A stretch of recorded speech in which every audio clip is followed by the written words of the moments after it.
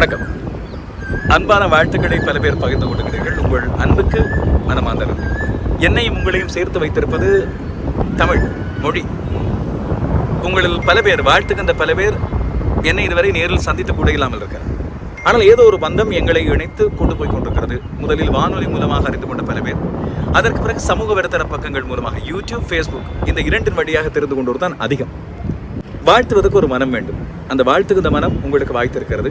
அதுக்கு நன்றி தெரிவிக்க வேண்டும் என்று யோசித்தேன். தனித்தனியாகவும் முடியுமானவரை நன்றி தெரிவித்துக் கொண்டிருக்கிறேன். இது ரொம்ப இலகுவான வழி. ஆனால் அதைவிட முக்கியமான ஒரு விஷயத்தை ஞாபகப்படுத்தத்தான் உங்களுக்கு இந்த காணொளி. என்னுடைய விளையாட்டு பக்கம் மூலமாக தொடர்கின்ற ஆயிரக்கணக்கானோர், செய்திகள் வழியாக தினந்தோறும் என்னை கவனித்து தொடர்கின்ற, என்னோடு அரசியல் உரையாடல்களோடு தொடர்கின்ற ஒரு ஆயிரக்கணக்கானோர். ஆனால் இவர்களெல்லாம் தாண்டி வானொலியில் காலை நேர நிகழ்ச்சி மூலமாக என்னை அறிந்து என்பால் ஈர்க்கப்பட்டு, அதே போல தினந்தோறும் காலையிலே கேட்க முடியாதா என்று சொல்லி கேட்கின்ற பல பேரை நான் ஒவ்வொரு நாளுமே சந்திக்கிறேன்.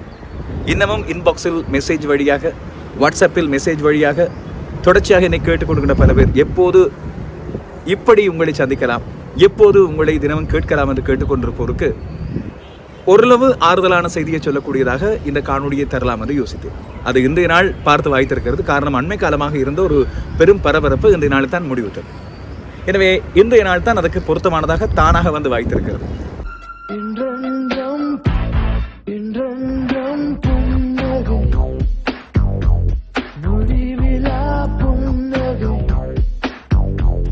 கடந்த ஜனவரி மாதமே இதற்கான ஒரு ஆயத்தத்தை ஆரம்பித்தேன்.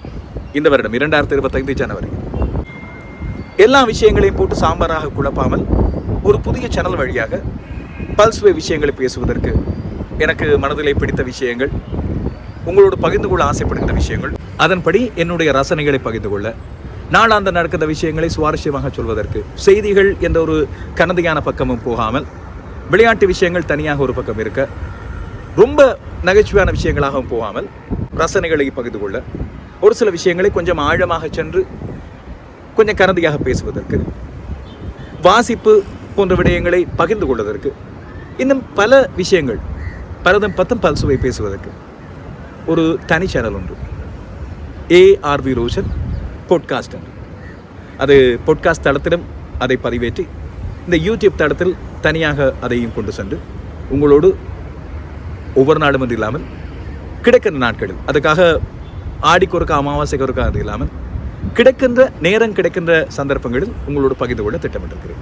அதில் எனக்கு முதலில் பேசுவதற்கென்று சுவாரஸ்யமாக அந்த காலத்தில் ஜனவரி 6ஆம் தேதி இசைப்புயல் A.R. ரஹ்மானின் பிறந்த நாள். எனவே ரஹ்மான் பற்றியே பேசி ஆரம்பிப்போம். எங்களுக்கு எல்லோருக்கும் பிடித்த ஒருவர், எங்களுக்கு பல பேருக்கு ரொம்ப பிடித்த ஒருவர். எனவே அவரை பற்றியே பேசி ஆரம்பிக்கலாம் என்று யோசித்தால் அது ஏதோ அப்படியே விடுபட்டு 6 மாதங்கள் ஆகிவிட்டது. ஜனவரி 6 பேசியிருக்க வேண்டியது இப்பொழுது ஜூன் 5 வரை வந்துவிட்டது. சரி, எனவே இன்றே இதை ஆரம்பிக்கலாம், இன்றே அதற்கான ஆரம்பத்தை போட்டு வைக்கலாம் என்று யோசித்தேன். இந்த சமூக வலைத்தளங்களுக்கு, குறிப்பாக யூடியூப் பக்கம் வந்த பிறகு நான் அவதானித்த 2-3 விதமான பார்வையாளர்கள் இருக்கிறார்கள். ஒரு சிலர் விளக்கமெல்லாம் சொல்லாதே, விவரித்து பேசாதே, சுருக்கமாக விஷயத்துக்கு வா அப்படி. இன்னும் ஒரு சிலர், என்ன இது டக்குன்னு முடிச்சிட்டீங்க, இதென்ன வானொலியா இல்லைன்னா தொலைக்காட்சியா, அளவாக இப்படி மீட்டர் கட்டி பேசுவதற்கு கொஞ்சம் நீளமாக பேசுங்கள். வாகனம் மூட்டிக்கொண்டு கேட்பவர்கள், வீட்டிலே பொழுதுபோக்காக இருந்து கேட்பவர்கள், இல்லைனா காதுக்குள்ளே ஏர்போர்ட்ஸை போட்டுவிட்டு தங்கள் வேலையை பார்த்து கொண்டே கேட்டுக்கொண்டிருப்போர். சில பேர் கேட்டுக்கொண்டு தூங்குகிறார்கள் என்று கூட சொன்னார்கள். அப்படிப்பட்டவர்கள்.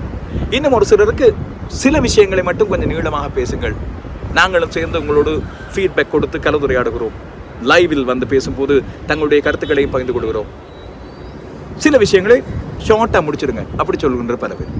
டிக்டாக் கூட இப்போ 25-30 நிமிஷங்களை கொண்டு வந்தாயிற்று. எனவே இந்த நீள கணக்கு, இந்த நேர கணக்கு, இவற்றை தீர்மானிக்க போகின்றவர்கள் நீங்களாகத்தான் இருக்கும். என்னென்ன பேச வேண்டும், எதை எப்படி பேச வேண்டும், எந்த நேரத்தில் அதை பதிவேற்றினால் உங்களுக்கு வாய்ப்பானதாக அமையும், இதையெல்லாம் தீர்மானிக்க போவது நான் மட்டுமல்ல, நீங்களும் சேர்ந்துதான். உங்களுடைய கருத்துக்களை வரவேற்கிறேன். நேரம் கிடைக்கும் போதெல்லாம் உங்களை சந்திக்க காத்திருக்கிறேன். மீதி உங்கள் கையில். வழமை போல நான் சொல்லாமலே இந்த லைக், ஷேர், சப்ஸ்கிரைப் இது போன்ற விடயங்களை அது நீங்களாகவே பார்த்து கொண்டீர்கள். இதுவரை காலமும் நானாக கேட்டு அதை பெற்றுக்கொண்டது கிடையாது. தானாக கிடைக்கின்ற அன்பு போல அது தானாக வரும் என்று சொல்லி எனக்கு தெரியும்.